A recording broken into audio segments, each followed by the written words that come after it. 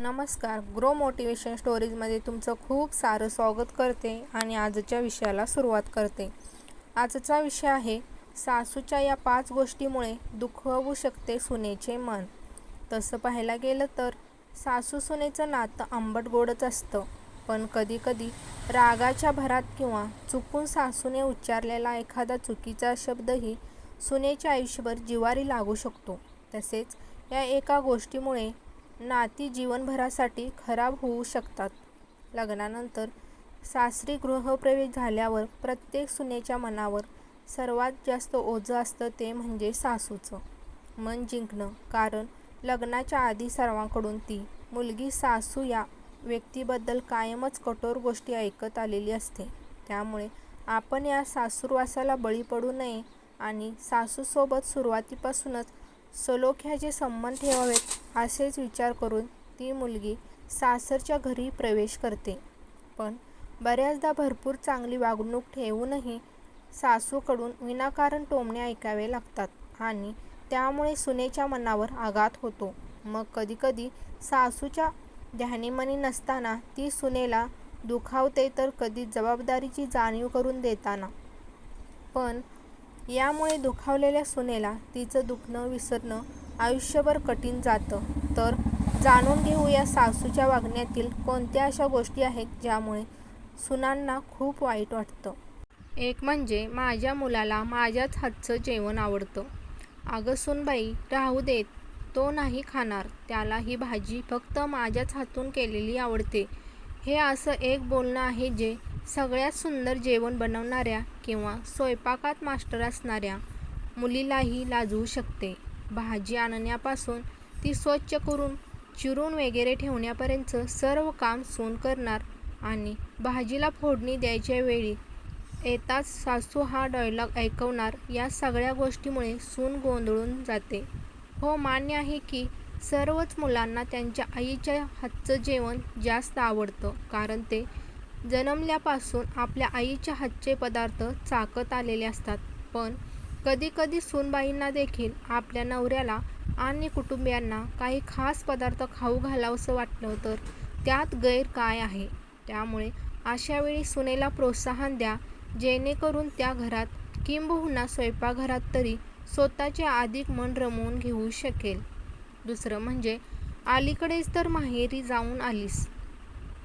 हल्लीची पिढी कितीही स्वतंत्र का असेना, पण लग्नानंतर माहेरी जाताना आजही मुलींना सासूची परवानगी ही घ्यावीच लागते. तसं तर लग्नानंतर वाढलेल्या जबाबदाऱ्या आणि कर्तव्यामुळे मुलींना माहेरी जाण्याची संधी खूप कमी वेळातच मिळते. पण तरीही त्यातूनही तिला आई-वडिलांची आठवण आली आणि ती 6 महिन्यातून एकदा माहेरी जात असेल, तरी तिला आत्ता तर माहेरी जाऊन आलीस हा डायलॉग ऐकून घ्यावा लागतो. अशावेळी सासू विसरून जाते की आपला मुलगा 6 महिने आपल्याला भेटू शकला नाही तर नक्की कसं वाटेल. जर सासूला तिच्या सासरी गेल्यावर लेकीची आठवण येऊ शकते, तर सुनेच्या भावनाही सासूने समजून घेणे गरजेचे आहे. तिसरं म्हणजे अरे, माझ्या मुलाला काम लावतेस. असं आपण म्हणतो की संसारातील कोणतीही जबाबदारी असू देत, ती नवरा-बायको दोघांनाही समान रीतीने पार पाडणं गरजेचं असतं.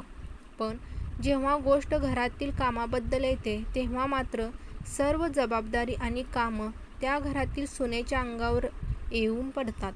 मग अशावेळी कधी त्या स्त्रीने नवऱ्याची मदत घेतली तर मात्र माझ्या मुलाला कामाला का लावतेस असे टोमणे सासूकडून तिला ऐकावे लागतात, ज्यामुळे ती खचून जाते. चौथं म्हणजे तुझ्या आईने शिकवलं नाही का तुला?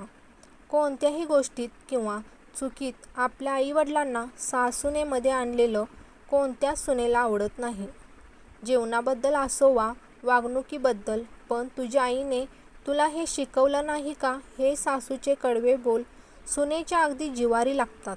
पण ती तिचा राग कसा तरी घेऊन टाकते.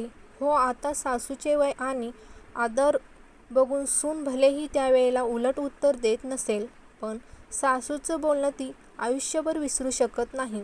साहजिकच आहे की आपल्याला बोललेलं एक वेळ माणूस सहन करेल, पण आपल्या आई-वडिलांवर आणि संस्कारावर संशय संशय घेतलेला कोणत्या मुलीला सहन होईल?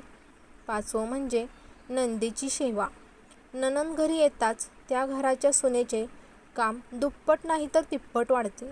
बऱ्याच दिवसांनी माहेरी आलेल्या आपल्या मुलीसोबत खूप वेळ घालवावा, असं तिला आराम द्यावा हे प्रत्येक आईला वाटते. पण अशावेळी घरात राबणाऱ्या सुनेचा देखील विचार करणं आवश्यक आहे.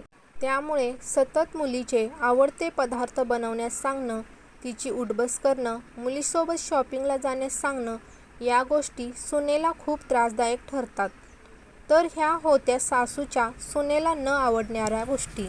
माहिती कशी वाटली ते नक्की सांगा. माहिती आवडली असेल तर शेअर करा, कमेंट करा, लाईक करा आणि महत्त्वाचं म्हणजे चॅनलला सबस्क्राईब करायला विसरू नका. धन्यवाद.